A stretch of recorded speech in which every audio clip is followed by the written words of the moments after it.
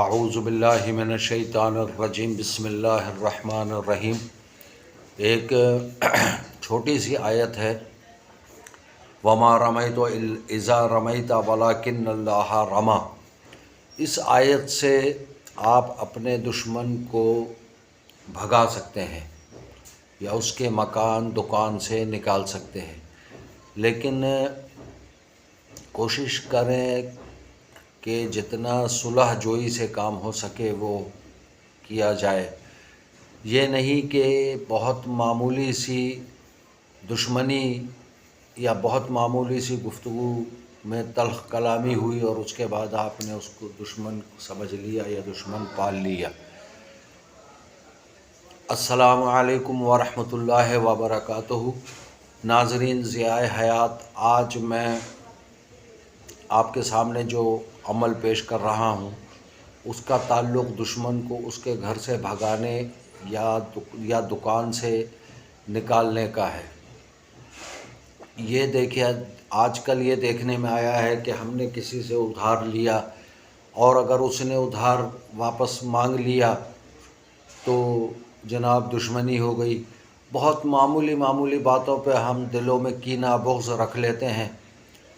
ایسا نہ کیا جائے، اور اگر ایسا نہیں ہے، واقعی دشمن آپ کے در پہ آزار ہو اور بہت ہی زیادہ آپ اس سے تنگ آ چکے ہوں، بہت پریشان ہوں، حد سے زیادہ تکلیف دیتا ہو وہ دشمن آپ کو، آپ کی عزت داؤ پر لگ چکی ہو، آپ کا خاندان، آپ کا گھر مشکلات کا شکار ہو چکا ہو اس شخص کی دشمنی کی وجہ سے، اس کی وجہ سے حد درجہ پریشانی آ چکی ہو، تو ایسی صورت میں یہ عمل کیا جائے۔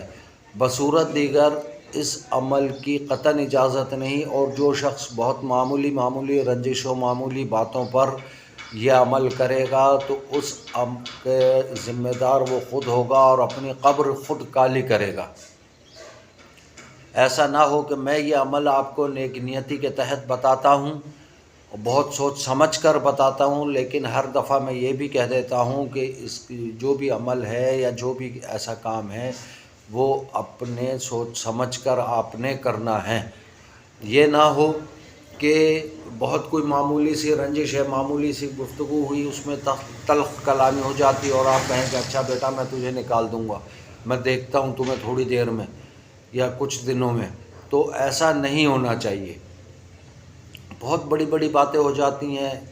ہمیں اسلاف سے، اپنے نبی صلی اللہ علیہ وآلہ وسلم سے، صحابہ سے، تابعین، تبع تابعین سے سبق سیکھنا چاہیے کہ بڑی باتیں ہوئیں، کیا ان کے اختیار میں نہیں؟ ان کے اختیار میں نہیں تھا؟ کیا وہ نہیں جانتے تھے ان سب چیزوں کو؟ وہ بھی جانتے تھے کہ اس آیت کو کہاں پر کیسے یا کس چیز کو کیسے کرنا ہے، یا اپنے دشمن کے لیے بد دعا کس طریقے سے کس وقت دینی، لیکن انہوں نے کبھی بد دعا نہیں دی، بلکہ ہمیشہ رحم، عفو، درگزر کا مظاہرہ کیا۔ تو ہمیں بھی چاہیے کہ ہم اسی طرح کے طرز عمل کو اپنائیں۔ بہرحال میں اپنے عمل کی طرف آتا ہوں۔ جو کچھ میں نے بتایا اگر وہ حقیقت میں مبنی ہو اور واقعی دشمنی ہو تو ایسی صورت میں تھوڑا سا نمک لے لیں یا مٹی لے لیں۔ مٹی لے کر اس پر وما رمیت اذا رمیت ولکن اللہ رمی، یہ قرآن پاک میں یہ آیت ہے، اس کو 111 مرتبہ پڑھنا ہے، اور یاد رکھیں کہ اس کے اول و آخر درود شریف بالکل بھی نہیں پڑھنا۔ جب آپ یہ آیت 111 مرتبہ پڑھ لیں تو اس کو کوشش کر کے اپنے دشمن کے گھر یا دکان جو بھی ہے اس میں اگر ڈال سکتے ہو آسانی سے تو ڈال دیں، ورنہ اس کے جہاں ممکن ہو، جہاں سے ممکن ہو بلکہ وہاں سے اپنے دشمن کے گھر کی طرف یا دکان کی طرف یا جہاں بھی اس کی رہائش ہو اس کی طرف رخ کر کے آپ اس نمک کو یا مٹی کو پھونک مار کر اچھال دیں۔ انشاءاللہ وہ دشمن 3 سے 5 روز میں وہ جگہ چھوڑنے پر مجبور ہو جائے گا۔